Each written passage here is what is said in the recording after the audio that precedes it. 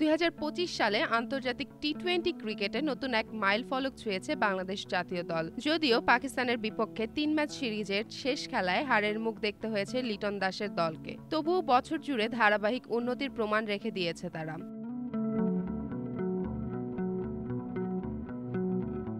প্রথম 2 ম্যাচে জয় তুলে নিয়ে আগেই সিরিজ নিশ্চিত করেছিল বাংলাদেশ। লক্ষ্য ছিল হোয়াইট ওয়াশ করার, কিন্তু শেষ ম্যাচে ব্যাটিং ব্যর্থতায় সেই আশা অপূর্ণ থেকে যায়। 179 রানের লক্ষ্য তাড়া করতে নেমে বাংলাদেশ মাত্র 3টি ছক্কা হাঁকাতে পারে, যেখানে পাকিস্তান। ওয়ালটন এখন দেশের সীমানা পেরিয়ে পৌঁছে গিয়েছে 50টিরও বেশি দেশে। ওয়ালটন, ঘরে ঘরে বিশ্বজুড়ে মারে 12টি ছক্কা। তবুও এই 3 ছক্কার মধ্য দিয়ে বাংলাদেশ টি-20তে 2025 সালের প্রথম দল হিসেবে ছক্কার সেঞ্চুরি। টেস্ট খেলুড়ে অন্য কোনো দল এই বছর এখনো সেই মাইলফলক ছুঁতে পারেনি।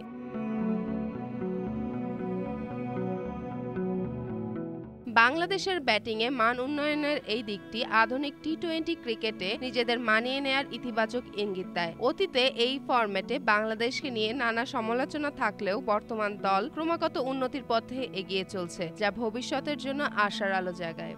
যেমন ফারিয়া, জনকণ্ঠ।